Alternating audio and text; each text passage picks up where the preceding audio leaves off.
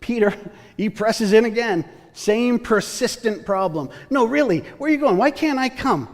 Hey, I'm willing to lay down my life for you. Do you see the irony? Peter, who's about to deny 3 times, says he's willing to lay down his life for the one who is going to lay down his life for him and will never back down. There's a persistence in Peter's problem, and Jesus, I want you to notice, gives a poignant pushback. Oh, really? Will you, Peter? I tell you, you'll deny me 3 times before the rooster crows. Now, that's another one of those sides of Jesus that a lot of folks don't typically get.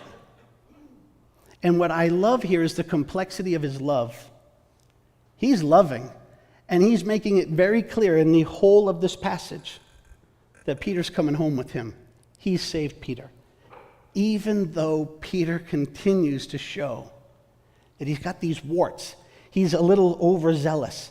He's more interested in his own curiosities than the commands of his Christ sometimes.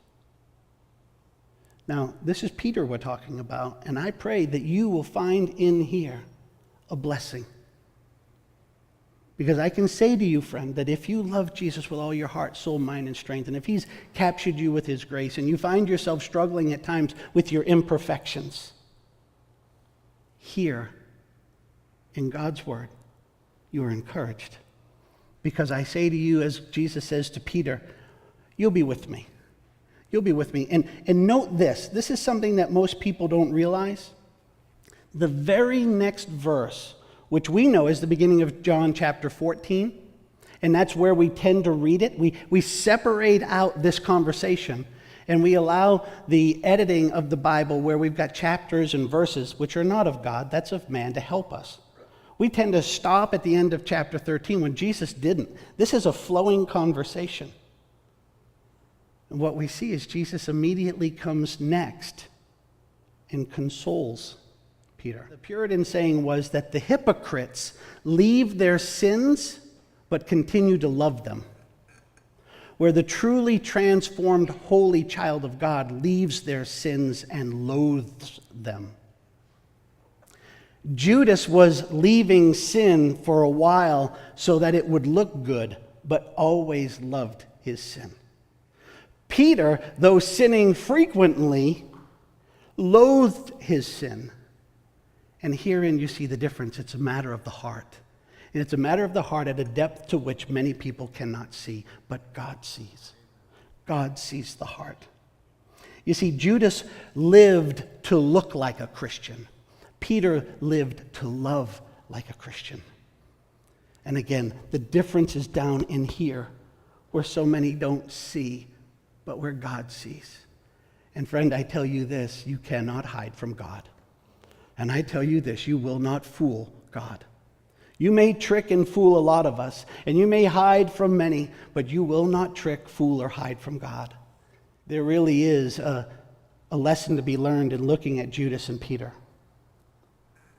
I think of it this way. Judas was the one playing chess against Jesus. Peter was the one playing checkers with Jesus. Peter wasn't so complex. He wasn't smooth and slippery, and he wasn't playing things out 5 and 6 steps ahead. Peter was just, I'm a simple guy that loves Jesus. I'm willing to do whatever it takes to follow him. You say, well, you know, sometimes your pride gets ahead of you. I know, I'm an idiot, but I tell you what, my heart is with Jesus.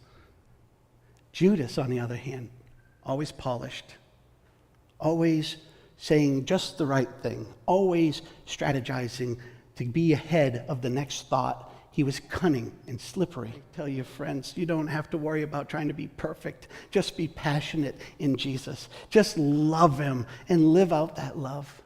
And I encourage you, friends, if you have a heart after God, he will pick you up after every single stumble or fall. And I warn you that if you don't have a heart after God, your resume doesn't matter. The relationship is all about the heart.